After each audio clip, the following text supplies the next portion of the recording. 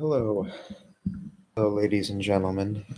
Welcome back to the INTP stream. I was consuming some media. I was watching a clip on YouTube from a show that I watched in the past. That show is House MD. It's a very good show. Very, very well written, well produced, well casted. It really was ahead of its time for being just sort of one of your normal cable series. It was really ahead of its time. And it really is about a character that's ahead of his time as well. But anyway, it's not really important what the show is about, or this isn't about the show itself. It's about a thought I had from watching the show. And I don't want to give anything away. And if you don't want to spoil the show, then I would stop watching now. Because at the last episode of the show,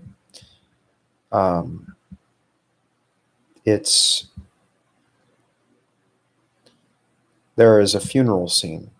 And in that funeral scene, a character is giving a eulogy. And in that eulogy, he's essentially the character so the funeral is for someone who committed suicide. And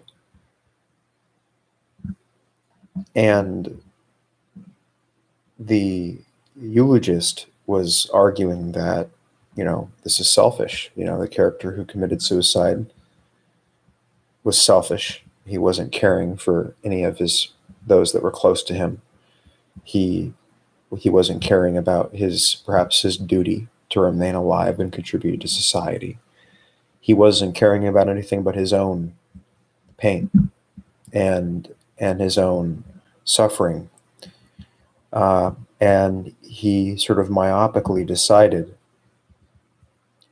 that committing suicide was best, even if in that act he caused harm, emotional harm, and distress toward the people that were intimately close to him. And this character, this eulogist, is saying, very selfish of him to have committed suicide. What a selfish thing to do. What a horrible thing to do. That he didn't stay alive to keep us happy, or at least spare us from unhappiness. And I had this striking sort of realization that what the eulogist is saying there is itself very selfish. Is it not selfish for the eulogist or the person, I don't know, that's the term I'm using for the person giving the eulogy.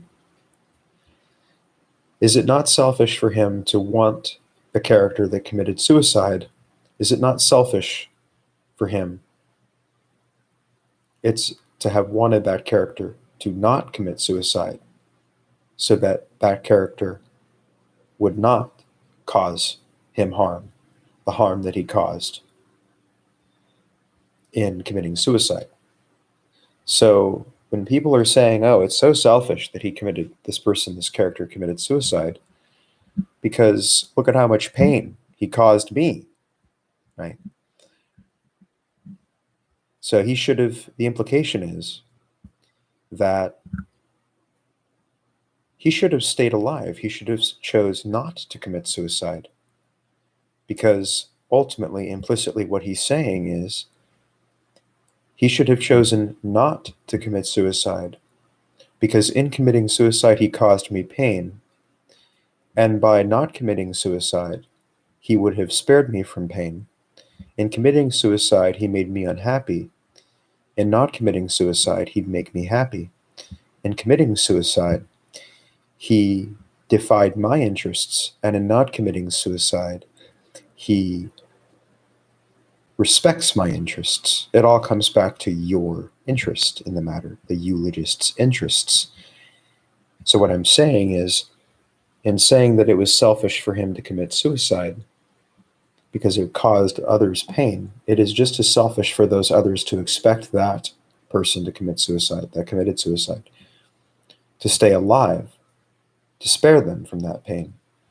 So when people are criticizing people that commit suicide because they argue that it's selfish and that it's causing others pain, it's just as selfish for those others to expect the person that committed suicide to stay alive, to spare them from that pain. So there's almost, when people are criticizing people that commit suicide because they're selfish, uh, ultimately they're being selfish in that criticism because they're expecting that person to stay alive for their benefit, whereas their death would come at their expense. The death of the person that commits the suicide would come at their expense. So it's it's not easy. This issue is really not easy, and there's almost a. It's almost like a in making the in many people when they criticize someone for committing suicide, arguing that they're selfish. There's almost this reverse selfishness um, that is implicit in that criticism, and it's not easily detected. It's kind of a subtle hypocrisy, but it needs to be called attention to. So it's not so easy to hurl that criticism against someone who commits suicide, arguing that they're selfish for doing so. Ultimately, it's selfish also to expect them to stay alive, to not commit suicide uh, for their benefit, right? For the benefit of the person hurling the criticism. So, this is not to say that, right? It's ultimately it's just to say that when we have to question these. I feel like what happens with discourse is that someone will make a point, and then that point seems plausible enough, and then it will just be adopted and absorbed into popular thinking like wildfire.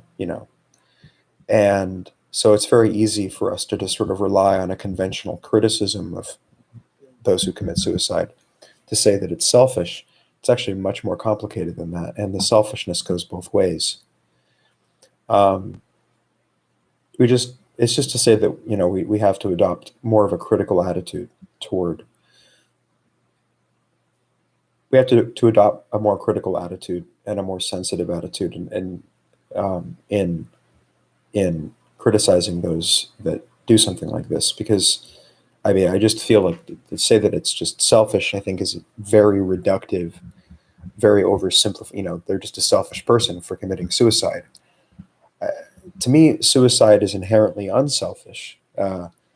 It's anti self-preservation.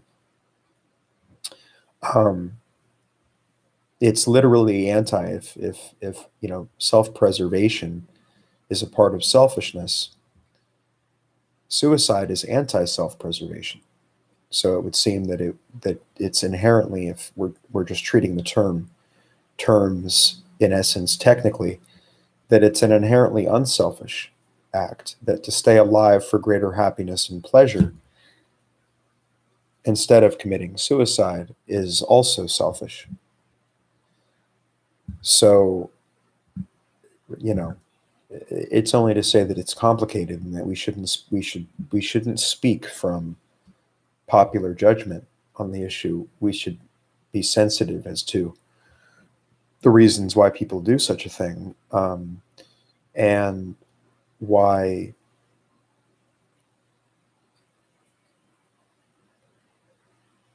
why do we criticize them? You know, the person that was driven by something to commit suicide, by some issue. Why do we criticize them? Are they the problem?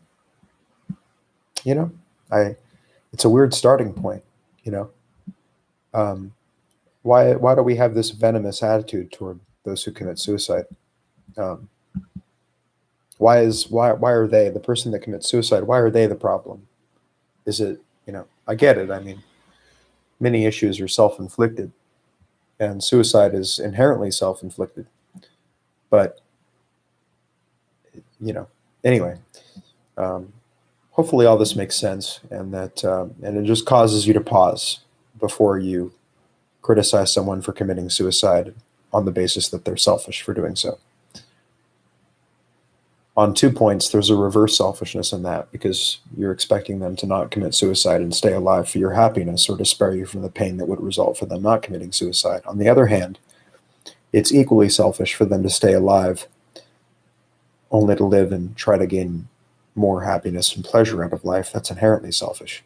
Suicide, by its very nature, is anti-self-preservation, which is a part of self-preservation being a part of selfishness, making it, to me, very unselfish inherently. And it's only to say that it's complicated. Anyway, thank you for watching.